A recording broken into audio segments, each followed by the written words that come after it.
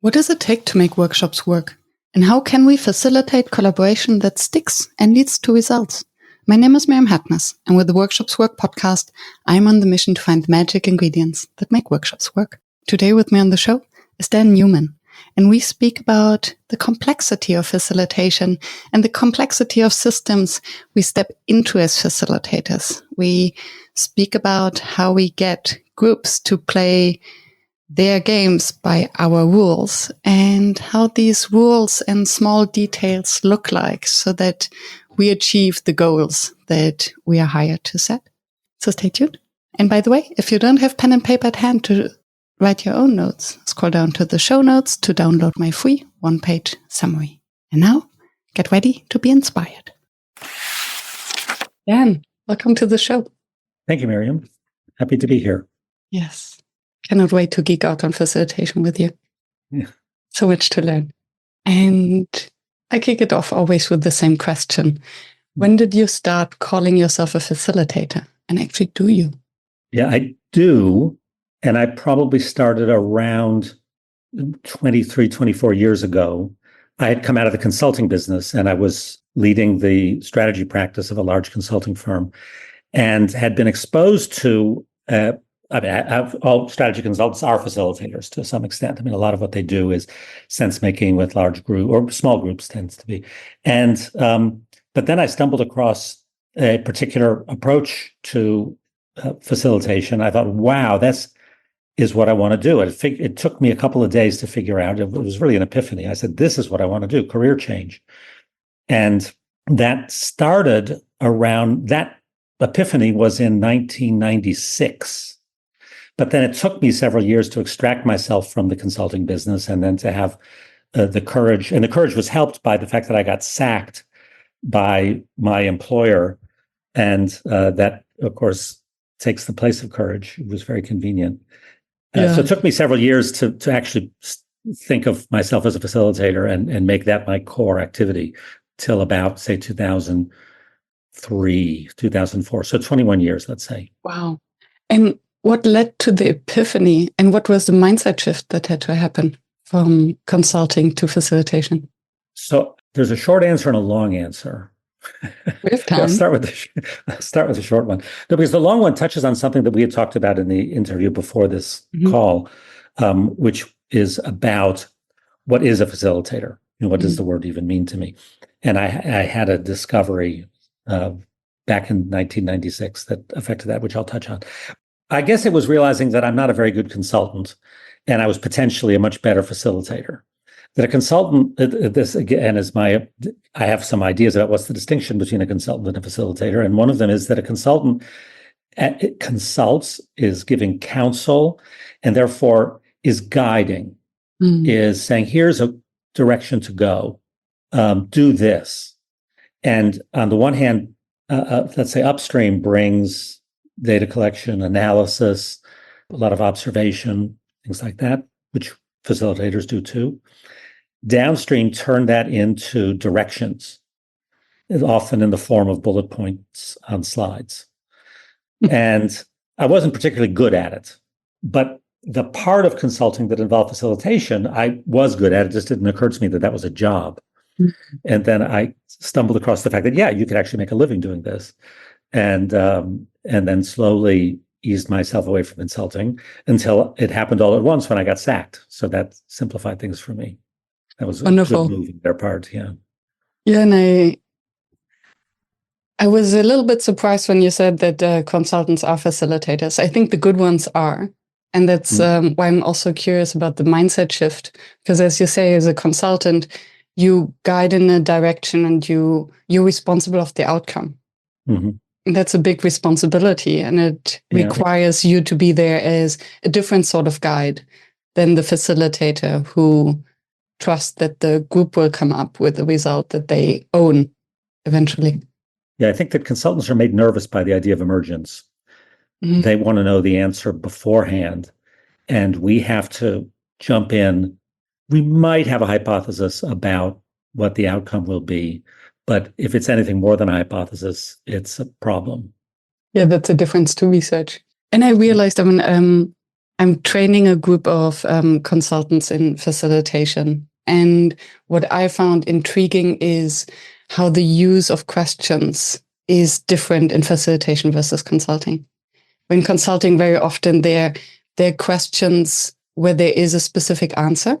So is it true or is it not true, like in a hypothesis? But then in facilitation, I tend more towards questions where there is no answer, but it's all about the different perspectives and making sense of what comes up. They say about lawyers in court that a lawyer in court will never ask a question unless he or she already knows the answer. And I think of that as what consultants do. I also think of it to some extent as what, maybe not the best teachers, but as what many teachers do. They ask questions knowing what the answer is. I think a facilitator asks questions precisely because we don't know. And our questioning is driven by curiosity. And a consultant's questions, like a lawyer's questions, are intentionally leading. And that's not a problem if you're a consultant. That's your job. Because you do have a hypothesis. At least a good consultant also starts with a hypothesis, but then does the data collection, the analytics, the testing, the prototyping in order to test that hypothesis. And I wonder, the hypothesis, is there a danger of being biased and looking for a specific answer and then maybe forgetting that there might be different answers or that the hypothesis might be wrong? Yeah, that's a big danger. Well, first, that the hypothesis might be wrong is our job to try to disprove it in a sense. But walking into a workshop, walking into an environment that you're facilitating, thinking that you know the answer is the kiss of death. That's really a problem. And we all face it. And as we work with the same client over and over again, and we learn more and more about their business, we start to form opinions. And those opinions are not helpful. And even when I bite my tongue and try to keep them to myself, I can't hide where my preferences lay. And I do risk steering, which is not facilitating. Although there's a big debate on the neutrality of facilitators, right? There are some facilitators who say, okay, we have to be neutral, and the least we know about the business and the client, the better, because then we can keep this healthy naivete almost, or ignorance. And others believe if they see the group running in the wrong direction, then it's their responsibility to also share their knowledge and subject matter expertise. And then it's less neutral. So let's unpack that for a minute, because one thing is about running in the wrong direction and the other is about sharing expertise. And I don't think that one follows from the other. First, it means trying to define what it means to run in the wrong direction. If that means running away from a likely or preferred outcome, I don't think that's our job. But running away from what we judge as an unconstructive discussion is our job to redirect. And now we'll be wrong half the time if we think that's unconstructive. Maybe it turns out that it was super constructive, and we'll be wrong. So again, it's a hypothesis. We're going to try something out. And at that moment, when maybe the energy is shifting in what we take to be an unconstructive direction, our job is, through questions, to open a door and create the opportunity for the group to walk through that door without pushing them through. We're not sheepdogs pushing the sheep through a gate. We're opening a door as an opportunity for them to reshape their discussion, but it's not a direction to them to reshape their discussion. So it's neutrality towards the content. With neutrality towards the content. Yeah, in the solution. And again, when you work with clients over and over again, you learn a lot about the content, and you start sometimes to mistake yourself for an expert, and that's really bad news. You know, we're working with a large manufacturer. They have 18,000 engineers, and we work, not anymore. This was a few years ago. We were working with those engineers. They have 18,000 engineers. They don't need 18,001. We're there precisely because we're not engineers. And that's true in general. We're there because we're outsiders. And I know that many of our clients, when they sometimes ask us to help them adopt our methods to use internally, and we help them, it is a challenge for them, because if you're internal, your neutrality is by definition compromised. And so there's a lot of things you can't do. You figure out to do other things instead. But there's a lot you can't do if you're inside. Absolutely, because you don't see the blind spots. And you usually you do have an opinion or an agenda in one form or another. The unconscious bias. Yeah. And I was just wondering about the mindset shift from consulting to facilitation, because consultants, and I don't know how it was in your firm, are very often, they're trained to know an answer and to come up with an answer and to know, and then to step into the space of not knowing deliberately. There's a lot of ego and learned, trained behavior that you have to keep at the door. Yeah. This is something I do think about a lot, not just because I used to be a consultant, but it touches on an area of interest to me and to my colleagues about what a complex system is. And when we talk about complexity, what do we mean by that? And I think that, there's tons of definitions. One that I like very much comes from a guy called Dave Snowden, who has a company called Kinefin, which is a Welsh word. And he has a model about different types of systems: simple systems, complicated systems, complex systems, and chaotic systems. I assume you've come across him at some point or other. I mean, he's very remarkable. Anyway, a simple system is one that you know the answer, you just do it. So the light bulb is blown, you get a new light bulb, you replace it. A complicated one requires some level of expertise, and you might refer to best practice. And then that's why you might call a consultant. Because a consultant has that experience from elsewhere, and that the experience acquired in a different context might very likely be applicable in this context. And so it's about applying things learned elsewhere. And that's what consultants are trained to do, and they're really good at it. And probably 80% of problems in the world fall into that category. And that's why there's so much work for consultants. The issue arises in the next type of system, a complex system. And in a complex system, cause and effect can only be discerned in hindsight. You can't predict cause and effect, meaning a solution that worked someplace else has no better than an even chance of working here. So it's in the realm of complex systems that emergence starts to make sense.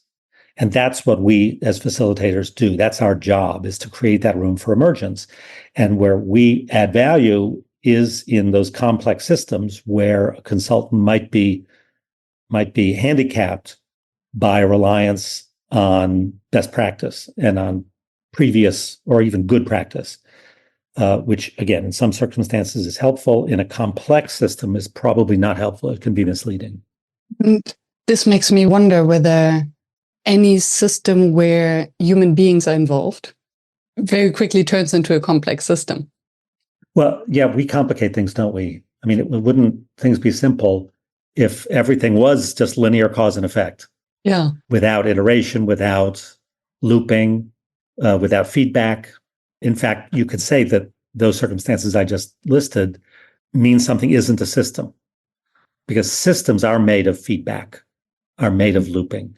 And so humans add that system element, which means unpredictability, which means something other than linear cause and effect. So yeah, we complicate things, we humans.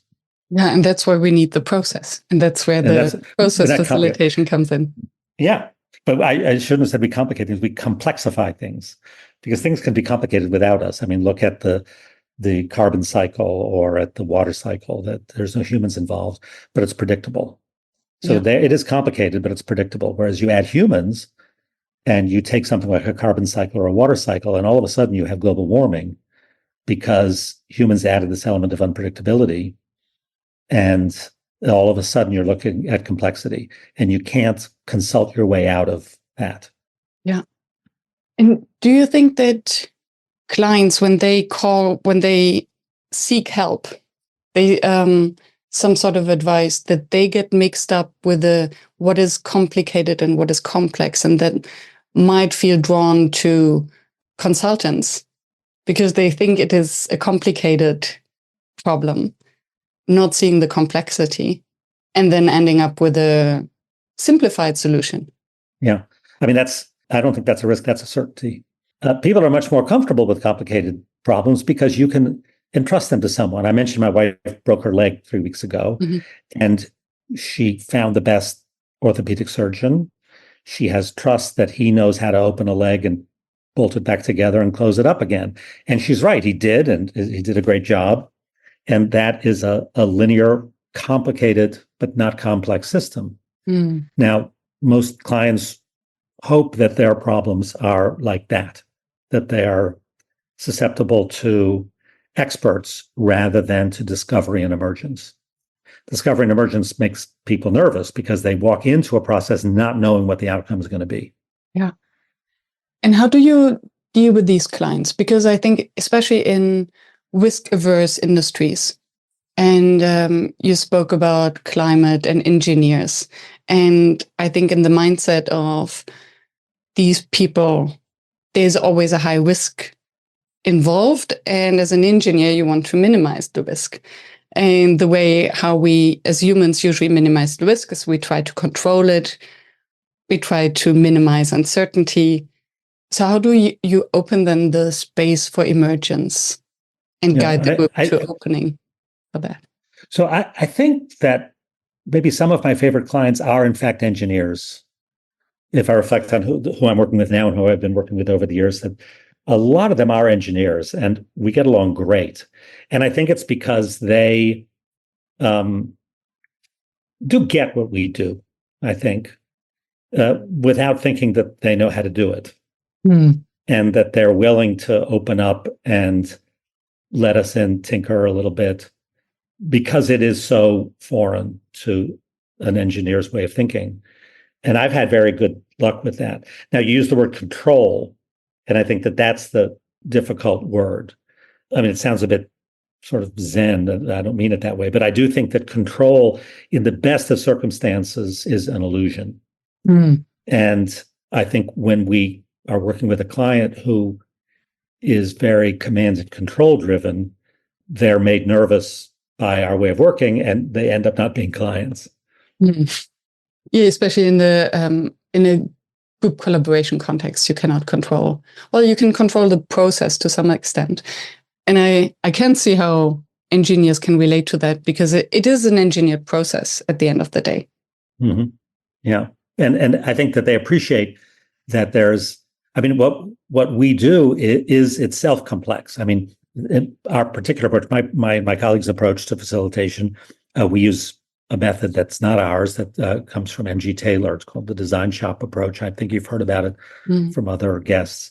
It is very rich. It's got a lot of moving parts. And as solutions do emerge, the purpose of those moving parts starts to become evident and can be exciting for an engineer. Oh, that's why we did that. One of our design principles is everything speaks. And so we pay enormous attention to detail, because every detail is a microcosm of the system we're trying to address. And that only makes sense in hindsight because it's a complex system. So up front, all the circus that we bring, all the complexity, all the moving parts look like complication. They probably look like cost drivers as well. But in hindsight, and immediately after a large workshop, that's why we were doing this. That's why you had that piece. And everything starts to fall into place in hindsight, which is the hallmark of a complex system, that it does make sense in hindsight, though beforehand it could not be predicted. And you said everything speaks. What do you mean by that? So, I mean, just as an example, we put colored markers on our whiteboards, and we tend to have 7 colors. And we tend to put 3 cold colors on the left, 3 warm colors on the right, and then a black one in the middle. I mean, that's insane. It's sort of a level of detail that why would you bother? Well, I mean, there's practical reasons. It means that at a distance, you can see what's missing without having to walk over there and then get the right marker and add it, right? So that it's got a very practical purpose, but it tells a story as well of things being in their place, of about context, about the cold colors acquire meaning as cold colors opposite the warm colors. If they were just cold colors, you might not have thought, oh yeah, that's what they share. So it's a tiny example, but I think it demonstrates that those tiny details are themselves microcosms of the systems that we are being asked to facilitate. And so by paying attention to those tiny details, not to the extent that you go crazy, but to the extent that it fits within your rhythm of work and your capabilities, it's exemplifying a level of care and a system awareness that ignoring those details might camouflage. Mm. And yeah, the details, it's interesting because they're the small details that make all the difference, especially when they're invisible to the group. Mm-hmm. And I think there are also some details that, some are practical, as you described, and others are almost like nudges or a way to get a group in a specific mindset without them even noticing it. They don't need to notice. Yeah. It's we notice, and it changes our behavior. And then we exemplify those behaviors of care, of attention to detail, but attention to the detail, not for its own sake, but because it's a microcosm of the broader system. And we exemplify those behaviors, which participants, some of them, not all, but some will pick up on, and it might affect their behavior in a marginal way, but in a positive way. Yeah. You suggested the title for the show, Playing Other People's Games by Our Rules. And I'm intrigued and would love to know what comes to your mind when you say that. Well, you asked at the beginning about my epiphany and realizing that there is something to facilitation. It is different from consulting and that it might fit me very well. And I said, there's a short version and a long version. You probably thought my explanation was the long version, but that's actually the short one. Here's the long one. Yes. So my very first exposure to these methods was in the autumn of 1996 in Palo Alto. And it was a 5-day workshop. It was training of people in these methods. And although I didn't even really understand that that's what it was. And there were maybe 60 participants. The facilitators were Matt Taylor, Gail Taylor, and Brian Kaufman. And Matt and Gail and Brian put together these methods over a few decades. And in any event, I wasn't really enjoying it very much. I was jet lagged, and it was a lot of sort of California speak, and not really for me. I played along to some extent, but by day 3, I was getting a bit rude because I was just getting fed up. I mean, the individual exercises, some of them were quite interesting, about architecture, about games. Read an interesting book on finite and infinite games, and then applied that one. Lovely book. Mm-hmm. And so there were individual elements I liked, but it didn't add up to anything. And then day 4, or maybe towards the end of day 3, we got an assignment. It said, make a team, create a game, and use our pattern language to make the rules of that game. Now, the pattern language are a key set of the elements of what the M.G. Taylor Design Shop method is about. It. You could call it elements of their method. So let's not call it pattern language. Let's say elements of our method. So the assignment was create a team, build a game, use our methods to create the rules of your game. You have 24 hours for this assignment. So it didn't say who the team should be. I mean, on what basis? Because these are strangers. And then I guess rules, we learned a bit about rules in the previous days from that book, from learning about architecture. So it was about putting this thing together. We have 24 hours. I think they needed to clear us out of the space as well because they had some other event going on. But you have 24 hours for this. And that was about the hardest assignment ever. And I created a team, and we, I won't mention because it was confidential for the other members of the team, but we did create a game. And the game wasn't really it was a business strategy. But thinking about it as a game. It was a business strategy. It was about investments, about inputs, about returns, about partnerships, skills, people, process, technology, knowledge. It was something that a consultant like me, as I was then, could sink their teeth into. But we created it as a team. We put together some rules, which were about basically simulating a business model. And then after 24 hours, we get the next assignment. I think this was written by Brian Kaufman, and I consider it the best assignment of all time, of all workshops. And it said, find another team and play their game using your rules. And I think that was the best assignment in the history of facilitation. And that was my epiphany. I read that assignment before doing it. And of course, I was unable to do it properly. It didn't really work very well. But just asking that question opened a whole universe to me. And that was an epiphany. It blew my mind. And it was, that's what facilitation is. It's playing other people's games by your rules. And I am very conscious of that now when I walk into a workshop, when I walk into a new client, is I think, what's their game? Mm. And their game might be their business model. It might be their management culture. It might be their particular ambition. What's their game? And why are their rules inhibiting them from winning? Mm. And how do my rules, and I don't dream up my rules every time. My rules are very clear and documented. They are the MG Taylor Design Shop approach. It's all on the internet. Go to www.mgtaylor.com, Taylor with a Y. And that's the basis for helping people to escape from their rules and play by our rules. And I have so many tangible examples of that. I mean, every workshop is an example of that. But I'm thinking one of the very first ones, this was the following year. We were in the UK and we had a workshop for Peugeot, the French car company. And it was the first time we did an event that was not in English. Mm.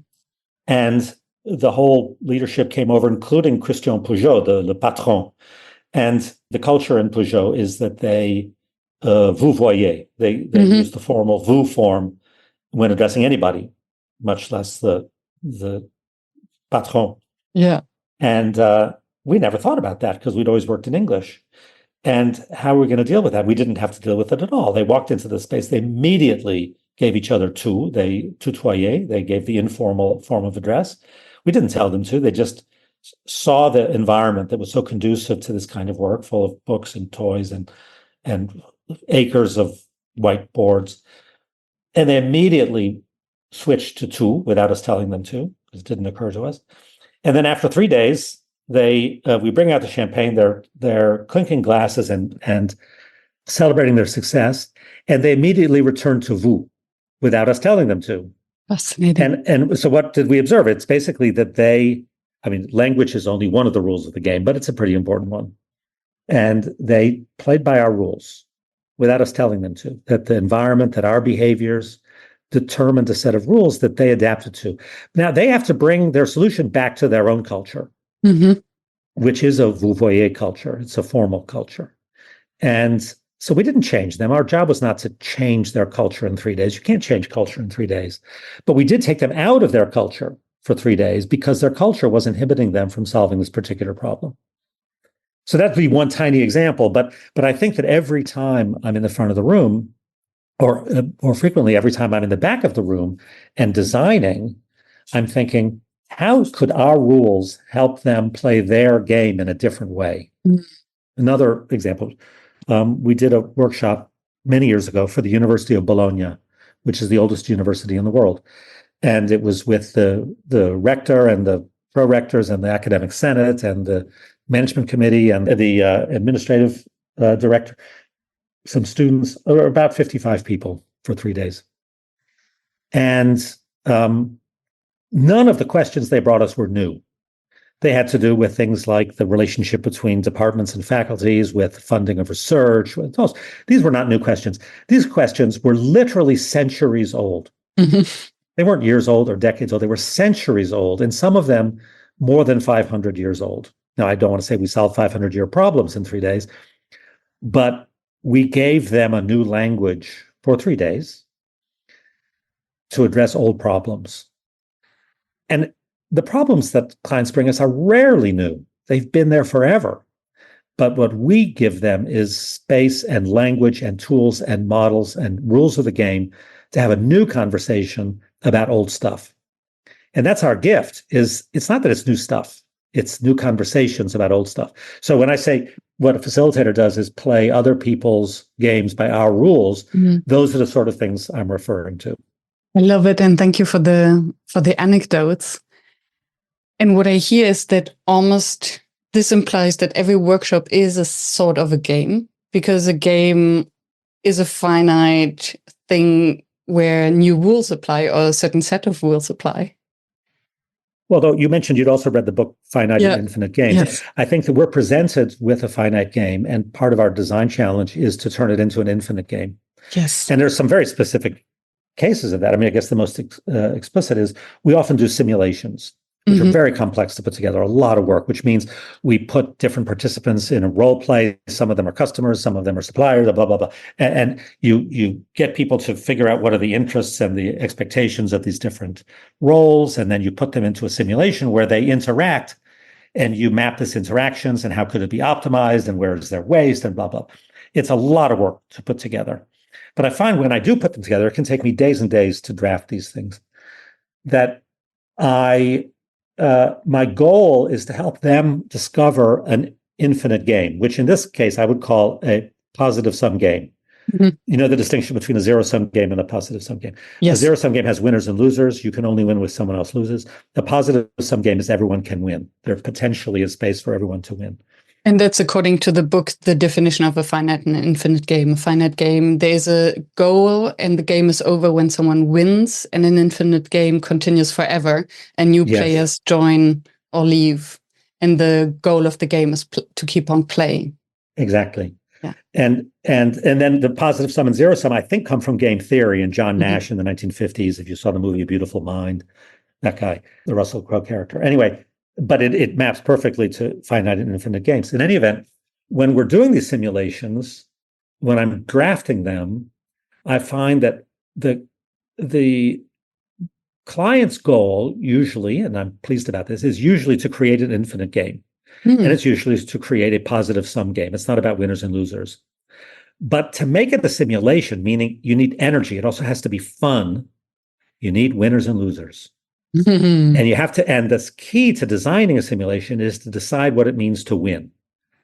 What is winning? How do you keep score? What are the different strategies that might or might not provide success in winning? And that's what makes it fun. And so a lot of our work is taking a desire for an infinite game, make it a finite game because it's fun, and then in the debrief, rebuild it as an infinite game again. Yeah. And discover together where is the space for a positive sum outcome. And I wonder whether what you described earlier as organizations cannot solve their complex problems because they're inhibited by their rules, whether one of the biggest constraints is actually this finite thinking about the game of winners and losers, bonus structures, a lack of collaboration. So there's an entire mindset shift that needs to happen there, or a big epiphany to see, okay, we all win. There is something like a Nash equilibrium where we can all win. Yeah. I don't know that it's always a problem. In other words, the culture or the rules they play by might inhibit solving a particular problem. It doesn't mean they cause all problems, which is to say those rules emerged for a reason. And as they say, most systems are optimized to produce exactly what they produce. And until they don't. Until they don't. And we may be there at that moment of transformation. But often we're not. We're there in the middle of things. And those rules and that culture and those ways of working have emerged because they sufficiently support the day-to-day, business as usual. Yet the question we've been invited to address is not the day-to-day. So we're not there necessarily to change their culture or to change the rules. We're there to extract them from their culture and from their rules in order to discover a solution. And then, like going from vous voyez to tu voyez, they need to bring it back home. And in 3 days, you don't change their culture.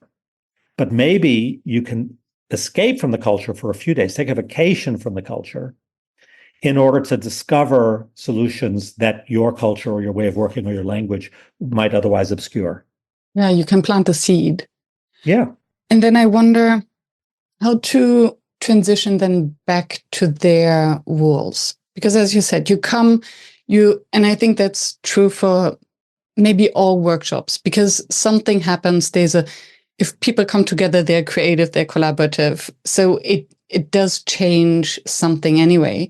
But then on Monday morning, they have to go back to play by the general rules. So how do you ensure then that the results are robust enough that they can actually live there? Yeah. I think that's the challenge for all facilitators. And I do think it's our Achilles heel in general. And we have approaches to try to address that. And one is that we've only recently started, many of our colleagues started decades ago, but we've only started building a little encampment at the client site. We've got 2 going now, one with the culture ministry here in Italy and one with the Food and Agriculture Organization, which is also in Rome, where we've done, we've taken them out of their culture and we've addressed issues, but then we've built now a little beachhead inside their 4 walls, where currently we are staffing it, and it's, where our workshops tend to be very disruptive, sort of very high barrier to entry. They cost a lot of money. They take a lot of time. They're disruptive. This is the opposite. It's low barrier to entry. You just walk in, you walk out 4 hours later with something unstuck. Mm-hmm. And that helps to bridge this transition from our rule world of the workshop to their rule world of the day by day. I think it's potentially successful. We have not yet figured out the business model to support it. We lose money on it. Mm-hmm. I think that's where consultants do much better, and we have a lot to learn from consultants, is that they hold hands for a long time. And again, they fail as much as they succeed, as do we. But they've got a business model and a culture that supports a long-term accompaniment Mm-hmm. to the implementation of whatever was dreamed up in the workshop. And we sometimes partner with consultants for that reason. It makes sense that it fits into their business model because they're solving complicated problems and not complex ones, right? So, and then you can really track the progress, whereas in the complex world is, as you described your workshop, so a lot happens, it doesn't make sense, and suddenly it all comes together. But when it all comes together is pretty much in the unknown, especially when it's a larger project where an organization is going through a transition. Yeah, it is a challenge. I mean, I know facilitators who do it better than me. I don't know anybody who's really solved it. It's this whole, I call that category value capture. We create an enormous amount of value, just orders of magnitude greater than our client imagined. Yet it needs then to be, it's there, but it needs to be captured. We created this butterfly, but we need the net. Someone needs to do the work, and it's not the facilitator. Exactly. And I think that's maybe the frustrating part, that we can provide the best work and help them to come to the solution. If then nobody does the work and actually implements it, it's out of our hands. And then to have this, when you describe this little entity inside their 4 walls, I had the image of a first aid station. Yeah. It is that's exactly right. We called it an acceleration zone, but it is very much a first aid station. And we tell them, this is not about dreaming up new things. This is about, you've got a project, it's stuck. We're going to help you get it unstuck. That's it. But I think that the broader challenge you've raised is one that we all face, and it is our Achilles heel. Because if we consistently we don't come up with the solutions, but we facilitate the emergence of really great solutions, unexpected and powerful, and yet they don't land, there is no value capture, it discredits us. And we're not going to get much repeat business. Yes. And I wonder to what extent we can support that process, or it's just maybe in the nature of things that, changes. I hope not. I mean, I fear that from time to time, but I do think, and I know I have colleagues who do that better than me. And they may have been, many of my colleagues were like me, were consultants before becoming facilitators. And maybe they were better consultants than I was. I wasn't a particularly good consultant. And so maybe that's where I fall down in that value capture phase. And I don't think there's there's no recipe for ensuring that what was created during a workshop lives on. Yet there are many people who I think have better instincts or better experience than I do. But that I certainly recognize that as my Achilles heel. And I think all of us, and that's maybe the benefit again of the consultant, that they approach the thing by the numbers. So they would be the ones to say, okay, if you're designing the solution, this is the budget we need. These are the full-time equivalents we need.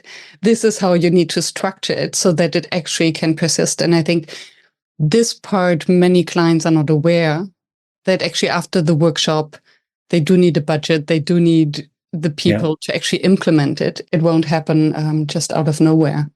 And we often, not often enough, but very often we involve consultants in our work for that purpose, where we throw them in as participants. They're very happy because working shoulder to shoulder with their clients, that way they get a lot more work. But for us, it increases the likelihood that our impact will have a long tail. Yeah, very smart. And I love the accelerator booth, the first aid. And I somehow the progress principle came to my mind by Teresa Amabile, I think, where she says the one thing, she's a researcher, maybe from Harvard, it's an old book, where the one thing that distinguishes those at work who are happy and fulfilled and thrive and those who are not is a sense of meaningful progress. And I think very often the transition from during the workshop to after the workshop is so big. And we often fail to cut it down into the smallest pieces so that everyone can have a sense of meaningful progress. Yeah, that's a good way to think about it at the individual level. Because we think about it institutionally. Another of our design principles is that we always work backwards from desired outcomes. When I'm designing a workshop, I never go, here's the first module, then there's the next one, then there's the next one. I always say, what's the last one? And then I walk backwards because the last one better mapped to their desired outcomes. And using that approach, we tend to start the design process not with the desired outcomes of the workshop, but the desired outcomes of the client. So there might be weeks, months, or sometimes years after our workshop. What does goodness look like? And then we walk backwards from there to the end of our workshop. So that means that by the end of the workshop, you'll have A, B, and C, right? Yeah. And that will then enable us over the subsequent 6 months to launch the strategy, to complete this acquisition, to whatever their objective is. And everything we do in the workshop is simply an enabler to a broader and a longer term objective of theirs. So for us, that walking backwards is key to what we do. Yeah. Backward engineering. And then you're also clear that then you can track whether you are on track or not, given the final result you're actually aiming That's for. Another one. How do you measure? How do you know if you're on track or not? And our clients often ask us, how do you measure your impact? And we don't have a good answer. I mean, we have a rather flip answer. We say, well, if they call us back, then that is a good sign. And in fact, they do call us back. And so we have plenty of good signs and we don't feel the need to measure more carefully. But actually, we ought to measure more carefully. Maybe not about, we don't do client satisfaction surveys. We don't like that because, we do client satisfaction, but not participant satisfaction. Now that we have a quality certification, we're required to, but I don't really like it because it implies that people need to be happy to achieve what they're after. And I don't care if they're happy. It's did they achieve what they wanted?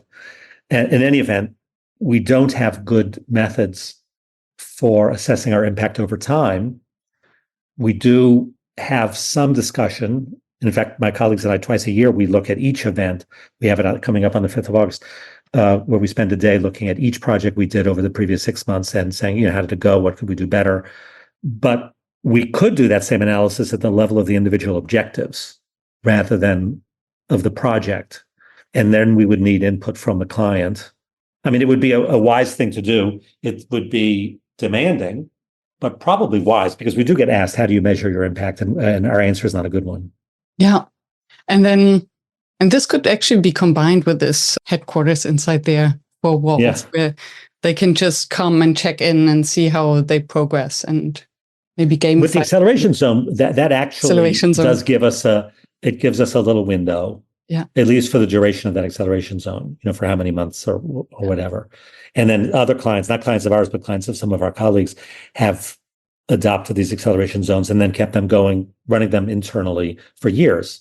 And that's great. It's really sustainable. I wish we could pull that off. It is sustainable in some environments. We've not managed to pull that off yet, but that's our ambition. Beautiful. You spoke about disruption earlier. That you facilitate this, or that your workshops are disruptive. And I have the impression that disruption is, there are many who call themselves disruptive. So what do you mean by that? And what makes something disruptive? I mean, first, at the most practical level, it's disruptive because it's 3 long days out of the office. So you don't have time to do calls, check your email. We often fine people if they do. And how do you do that? Well, for example, we did some work recently for UNICEF. UNICEF is a very important client of ours. And we did a session recently in Rome, and people came from all over the world. And, it's rare that they have that opportunity, and we don't want them to waste it. And so basically, if you use your phone, 10 euros goes to Save the Children. And if you don't use your phone, if nobody does over these days, I will make a contribution in your name to UNICEF. And, as soon as you say Save the Children, of course, they laugh, because Save the Children is wonderful. And Save the Children is also an implementing partner of UNICEF. I mean, they're the good guys, yet they're also competitors in the fundraising area. So if I say that your money goes to Save the Children, they make a nervous laugh and they switch off their phones. Anyway, so there's the practical disruption. But I think more importantly, when we do bring new language, and again, I think that's part of our job, a big part of our job is bringing new language and new tools to old problems. That new language is super disruptive. It deprives you of that shorthand that we think makes language or communication efficient, but actually causes misunderstanding. That when you're using new language, you actually need to explain what you mean. Yes. And that's disruptive because it upends hierarchies, because it robs you of expectations. That providing new language, I can't think of anything more disruptive than that. And can you give an example? Oh my goodness, yeah. I mean, a lot of the, thinking about examples, I land on models that we use, which are part of what we call the pattern language of this method. That a lot of them are built around models, and you can see them on that website that I cited, www.mgtaylor.com. There's about 35 models there, and there's a few that we use all the time, and many that we should use all the time and just use sometimes. And they're, how consultants have their models. So like BCG has their model mapping market share to growth, and they have their star, dog, cash cow, et cetera. These are models that help us diagnose and design collaborative moments. And one of them that I like very much is called Vantage Points, and it looks like tree rings. You cut a tree and you see the rings that are its age. This is not age, but it's or like a topographic map, only you don't know which is up and which is down. And it's 7 elements, which are philosophy, culture, policy, strategy, tactics, logistics, tasks. Those are pretty easy. I mean, everyone will have their own definitions of those words. But, philosophy, that involves your vision, your mission. Culture, well, culture is the visible manifestation of your values. So there's values in there. Policy is about limiting variety. Strategy is about trade-offs in a world of scarce resource. Tactics is, we know how to do this. That's when you maybe call the consultant. How was it done last time? Logistics, do I have the money? Do I have the people? Do I have the skills? Do I have the partnerships? And then tasks, who does what by when? So you've got these 7, I don't want to call them layers, there's 7 lenses. And the idea is that they need coherence amongst them. And that if something's broken at a certain level, so let's say we don't have the resources we need, or that's logistics, right? We don't have the resources we need, we don't have the right skills, we don't have the right equipment. If you go fixing logistics, you'll probably stumble across the same problem over and over again. That this model suggests you move to a higher layer in that model. If logistics is broken, look at policy, look at strategy. So one example is this big aircraft manufacturing company that had 18,000, still has, I think, 18,000 engineers. And they use the CAD, CAD, computer-aided design. When they design airplanes, they use these very sophisticated CAD programs on their computers, which are just computer-aided design. Anyway, but those who work on the older planes were trained on 2-dimensional CAD. Those who work on the newer planes were trained on 3-dimensional CAD because the technology improved. So now when they buy new software, those who work on the older planes, they put a 2D emulator on top of the 3D software because that's what they were trained to do. Yeah. So what if they didn't do that? Well, if they didn't do that, if actually it takes years to learn the program, so it's very expensive to train people. But it means that then they can move from plane to plane and take their experience with them. And, you made this error on that plane. Let's not do it on this plane, this model. And So think how that's basically changing their language. It's not adopting our language, but it's changing their language. Their language is CAD. It's the tool they use. And by giving them a tool that all the other engineers also use, opens an enormous door for them. It means that they can work on each other's projects. And then think about the opportunity for institutional learning, for innovation, because you've given them a new language. And think how disruptive that is in the most positive sense of the word. I mean, it's transformational.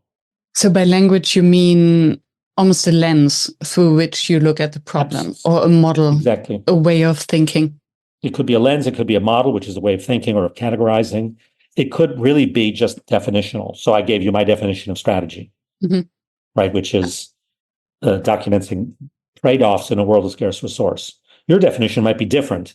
If we could get all 50 of us in the room to agree the same definition of that word, we're going to be much more constructive, and it could be disruptive in a very positive way. Just to agree, everyone throws the word around, but to any three people mean the same thing when they use it?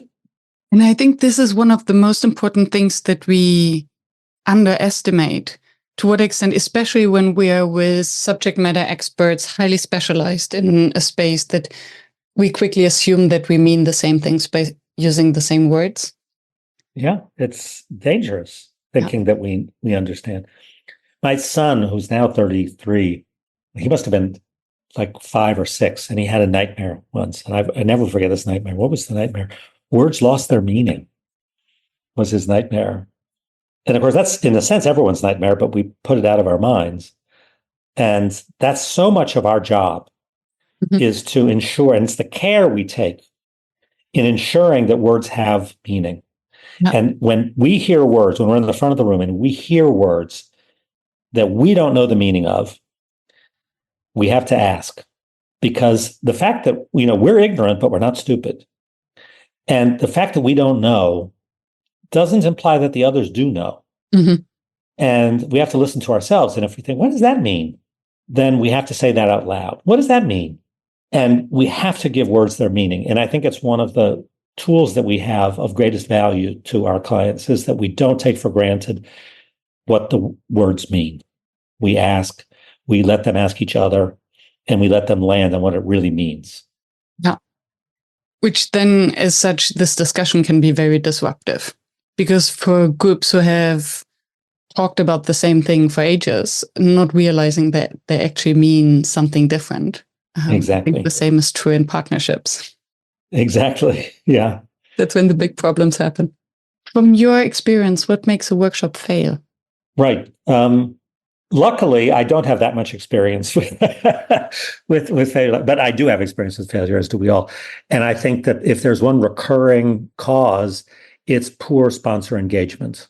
That having sponsors who make genuine contributions to the design, to challenging it, to trying to build coherence and alignment amongst their team about why we're doing this, where we headed, that when that's lacking, a workshop is at enormous risk. And risk, I don't even know risk is the word. It is so likely to go wrong if we don't have that engagement up front.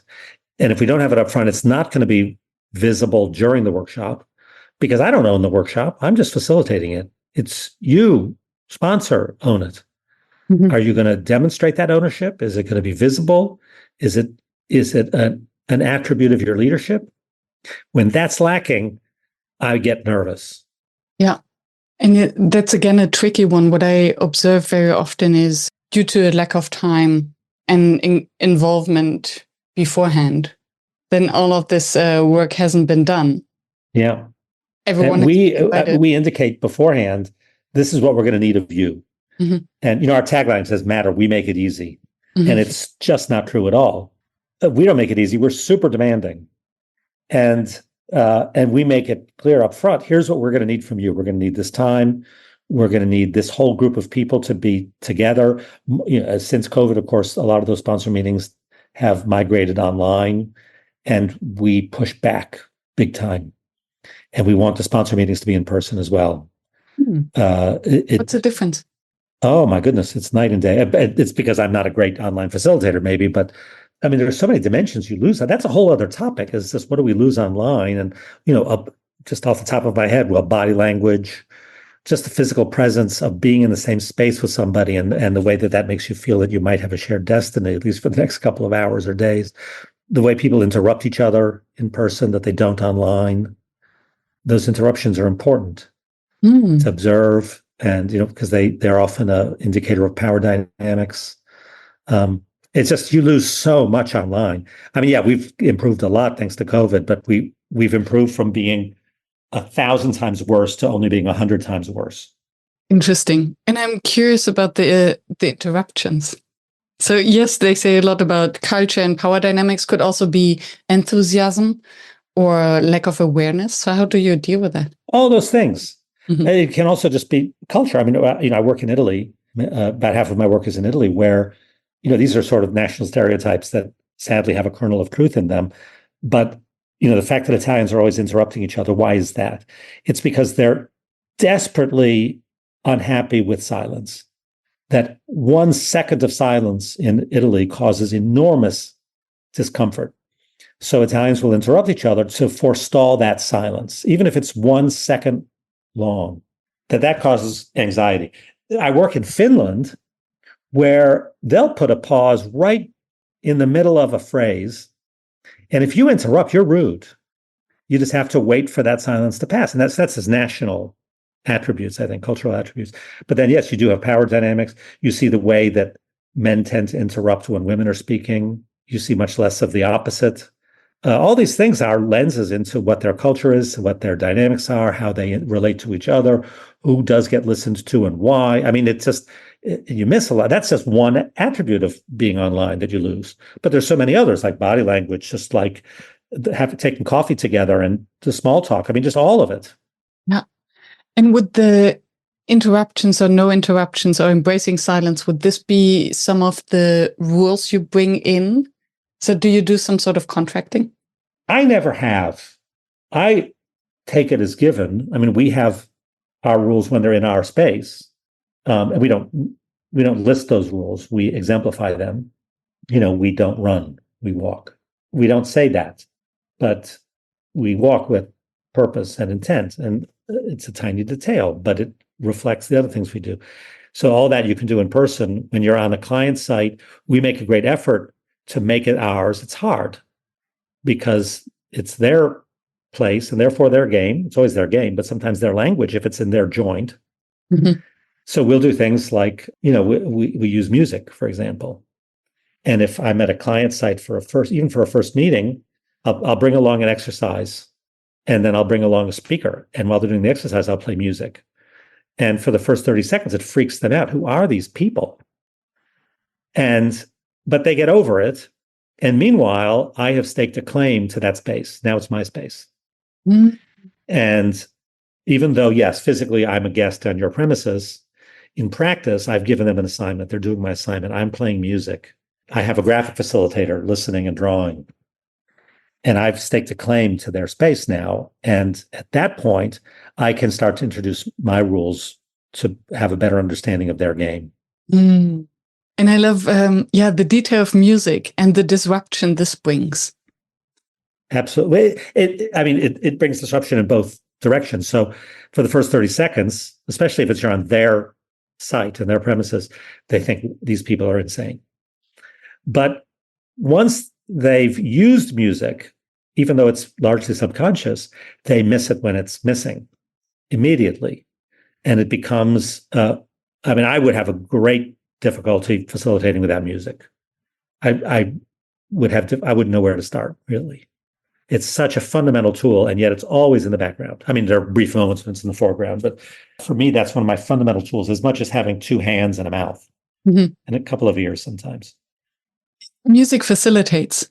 And so it's a facilitative force in a sense that it supports a certain rhythm and certain mindsets, maybe.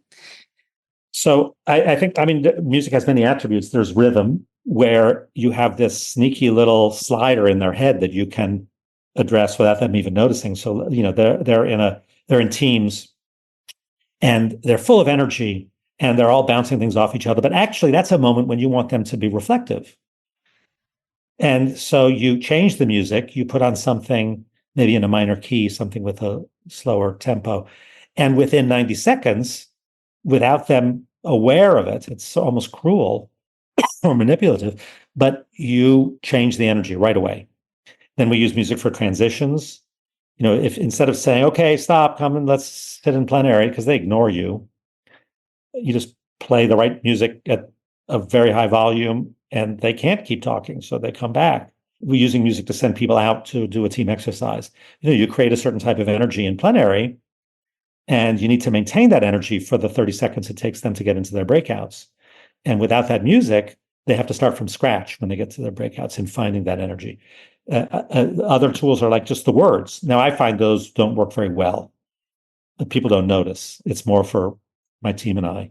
So, I mean, we do work with the European Space Agency, and we always use Blue Moon, Satellite of Love, Ground Control to Major Tom, whatever. They never notice. It's a waste of effort. They don't care. Yeah, I usually make fun of myself that changing the music and then with the slider, that's my little DJ moment in facilitation. I love it. Yeah. Mostly online, though. What remains your biggest facilitation challenge? Yeah, I guess it's more context is the challenge. That I think that we have learned to help groups of people who really don't have clear ambitions or are not well aligned. We really help them to find where their common ground might be and to align around some sort of shared desire. And I think the challenge that I haven't, the sorts of challenges that I would like to address that I have never had the opportunity to, would be where those misalignments, those tensions are enormous, which are a lot more in a political realm, things that cause wars. I think in the context where the lack of common language, the lack of shared vision, the lack of shared intent leads to real suffering and real violence, that's a world that would benefit from what we know how to do. And I've not had the privilege of working very much in that world. Mm. And that for me would be my big facilitation challenge, to try to move the sphere of impact beyond business, beyond UNICEF or World Food Program, or we do a lot in the UN world, beyond that and into more where real conflict lies. Mm-hmm. And I'm sure you've read the books by Kahane, who worked on the Truth and Reconciliation Commission in mm-hmm. South Africa, for example, and they're fantastic. And boy, do I admire him. Yeah. So those would be the challenges I'd like to address. Requires a different sort of facilitation and even more rigorous mindset in terms of neutrality. Yes, yeah, you have to be nobody. Yeah, and a force at the same time. Yeah, I say you have to be nobody, but maybe that's not true. I don't know. I've not found myself in that environment. Maybe actually your physical presence needs to be mammoth, mm-hmm. because holding that space is going to be a lot more demanding when the people in that space want each other dead. Yeah. And moving away from the judgment of right and wrong and having this loving heart. Yeah. I mean, I try to remind myself every time, or I do remind, falling in love with the group. That's so important so that we can give this care and hold the space. But then if our values... care is the right word. And care is one of our, I think as a profession, one of our invisible but ever-present tools, and maybe the most important one. Mm. That, if I find myself sometimes in very technical discussions and I think, do I care? And it turns out I do. And if I didn't, I probably couldn't do the work. Mm-hmm. But that you hear the headline and it sounds so boring, payment systems, but then as you unpack it, you realize, there's people behind that with their careers, with their experience, with their ambition. And it turns out you care. And if you couldn't do that, you probably have to walk away.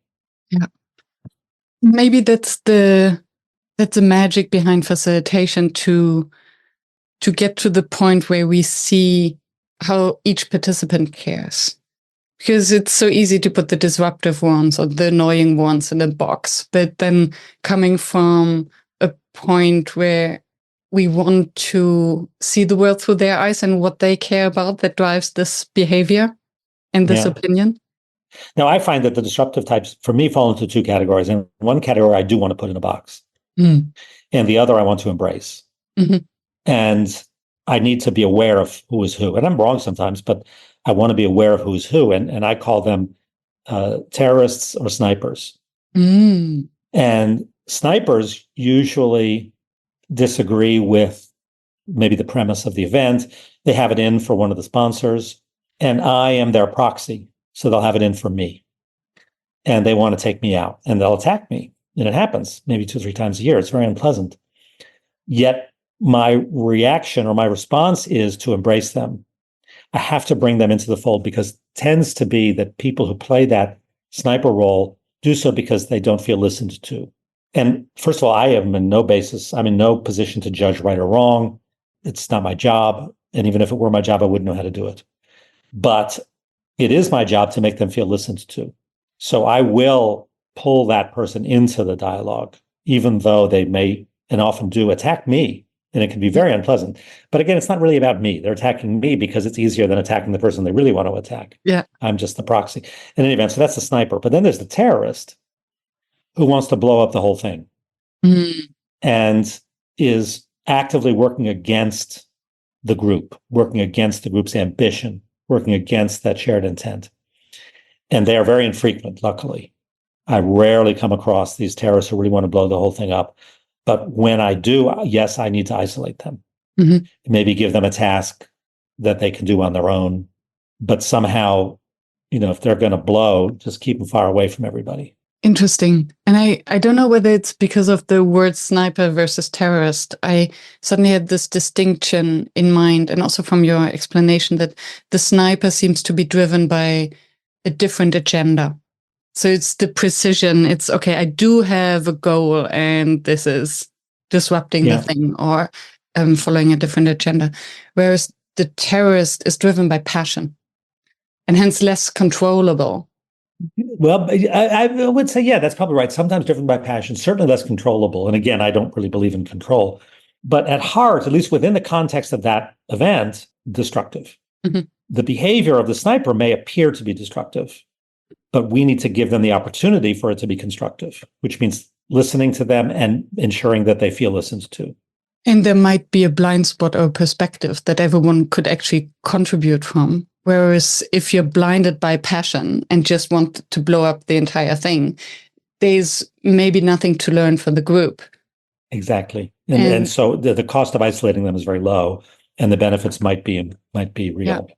Oh, I like that. Keep that in mind. Final question. What is one thing that you would have liked to known before when you got started? Right. I guess I needed, when I got started, greater belief in the value of what we do, the value taken from a human perspective, but even from an economic perspective. If you don't understand even the economic value of what you do, it's very hard to sell, for example. If you don't understand the human value of what you do, then you limit your ambitions and you dumb it down and you go small. Whereas, given the magic we can do, we ought to go big all the time, almost all the time. But it means having a lot of trust in the intrinsic power of what we do, not in ourselves, but in the thing that we create together. To do that might actually mean downplaying your appreciation of your own individual power and impact. But what you discover is the power and the impact of the collective, of the group, maybe your own group. Again, everything speaks. Our group, our team is a microcosm of the system that we find ourselves in. I always use the first person when speaking about the client. I always say we. And some people find that affectation, but it just comes naturally. I always feel like I'm part of their issues. I'm part of their team. For those couple of days.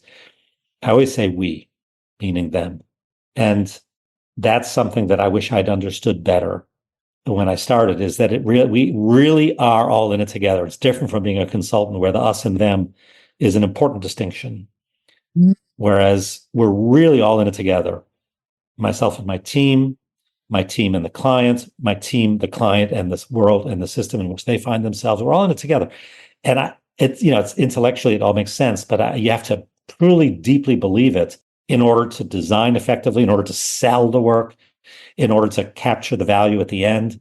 Otherwise, it's sort of a fly-by-night operation. You just, you fly in, you wave your arms about for a couple of days, you fly back out again, send an invoice. If that doesn't stay motivating for 20 years or 30 years, I wish I'd understood that better at the beginning. It wouldn't have changed much. It would have, I guess, gotten me in a comfort zone quicker had I understood that sooner. Would you have learned as much in your comfort zone? Well, that's true. You learn from the painful bits. You learn much more from the painful parts. Yeah.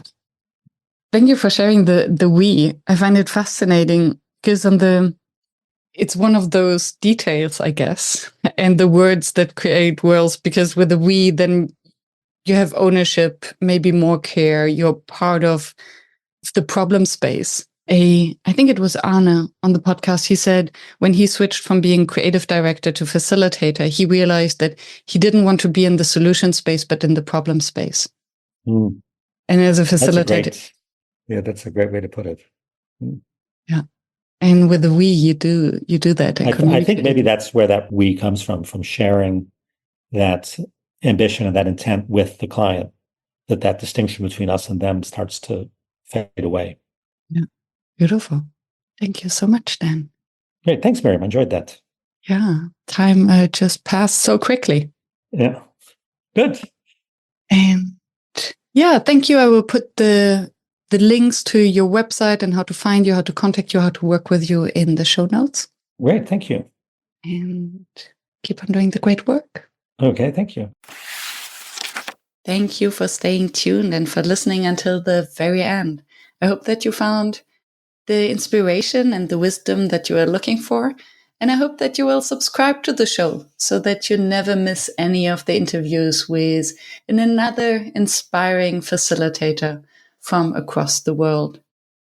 I'm devoted to continue this podcast and to deliver weekly an episode that maintains the quality that you expect and you deserve.